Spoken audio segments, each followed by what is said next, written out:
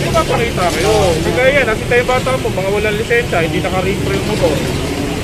Ikita ko na lang naka-register. Muli, andito tayo sa may kahabaan ng West Avenue.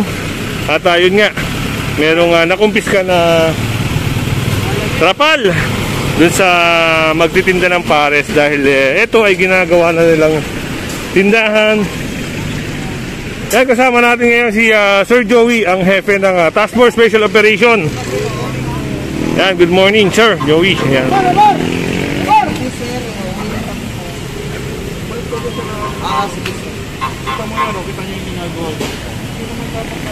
Pre, wala lisensya pre. Kunin mo na to. Sa'yo ito? At wala palang lisensya yung isang sidecar na to. Kailangan namin yung driver. Bumalik lang po kasi tayo mo po yung pagkakalaman namin. Kaya ngayon, siyempre may autorin. Kunin nyo na tayo makarento. At itong mga nakatambak na ito dito mga kasama ay sasakay din sa truck.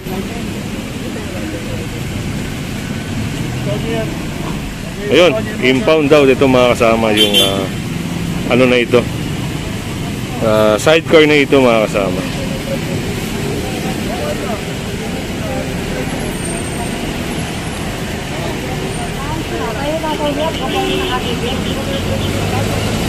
At ayan, shoutout muna kay Ma'am Priscilla at Enrico Concepcion ng Tinejeros, Malabon. Yan, magandang umaga po sa inyo. Happy birthday kay Ma'am Miriam Marquez ng New York, kay Ma'am Leti ng Japan. Yan, magandang umaga po sa inyo.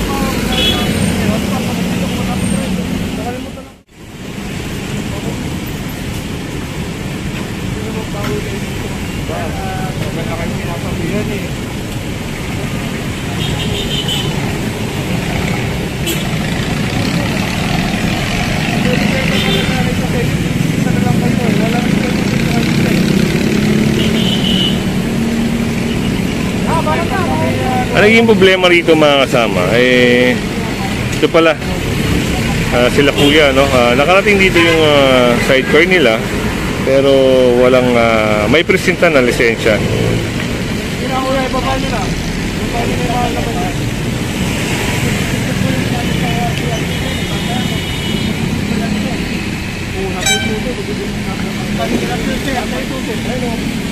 Kay kuya pala yung susi.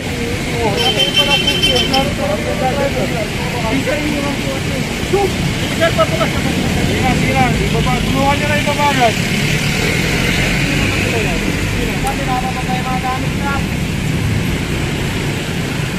Sir, walang problema sir sa bukas.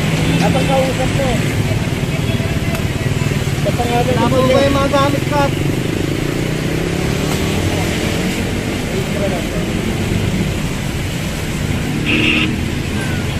Nahanap yung registro. Ano ba yung nasa papel? Nasa papel? Tama na yan, magkablang yan eh.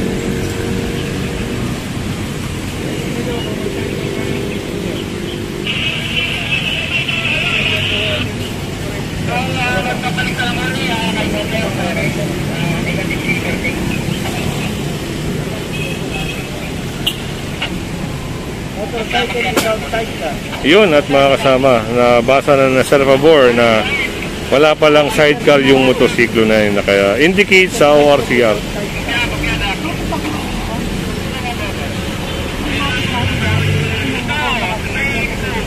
So ibig sabihin yung motosiklo niya ay single lang, so nilagyan ng sidecar. So isang violation rin yun. At bukod doon, yung lisensya mga kasama, walang lisensya yung driver. Ang tanong doon, paano nakapunta yung sidecar dito kung nagmamaneho ay walang lisensya? So yun, subject for impound mga kasama.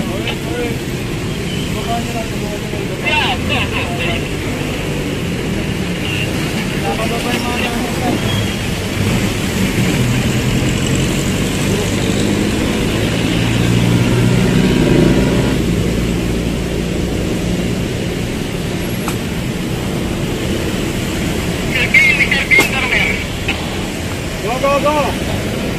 Balita ka? Wait lang pa, may pasang ka lang.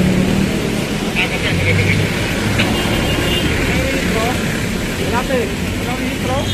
Wala sir, register. Walang register.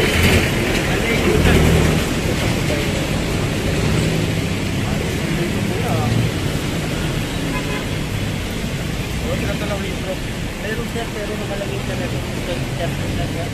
Wala silang rehistro. Nandito sir. Saan pa? Bawaba nila ito eh.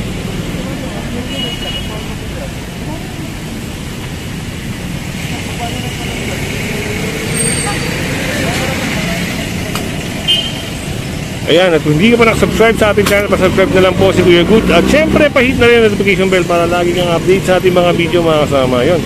At huwag niyo makakalimutan share, no, yung video natin para lahat tayo ay sama-sama sa channel na ito.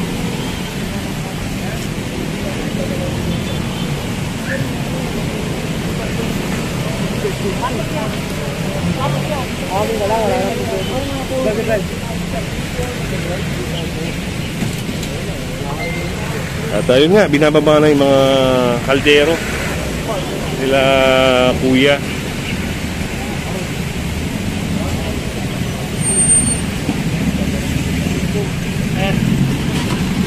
At merong humahabol dito mga kasama.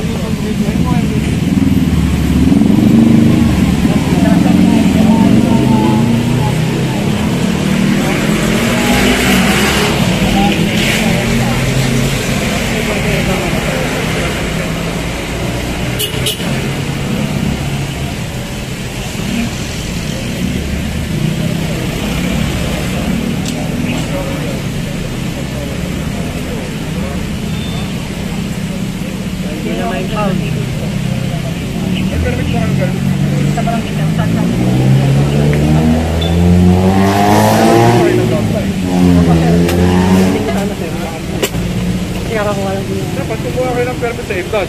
Yung MDOT? Ako, doon po sa MDOT. Kumuha kayo. O, kasi po yung nahanap sa akin. Meron akong order, sir. Ang sir. Ito ang dapat. Babalitan. Sa kami, from Barangay.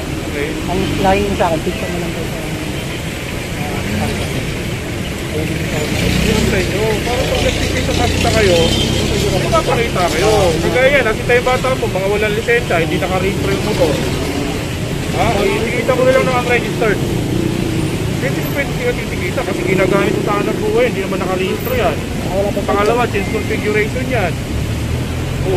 For consideration na nga lang, di namin i-import. Dahil nandito ka na, titikita na lang namin kung violation yan.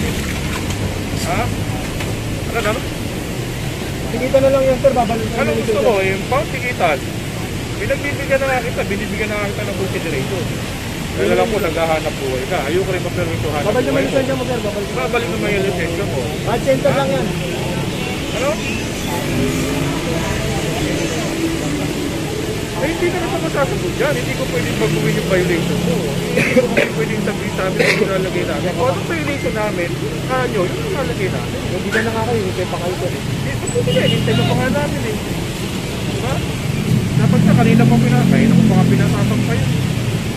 At yun mga kasama, matitikitan lang si Kuya ng unregistered motor vehicle, no?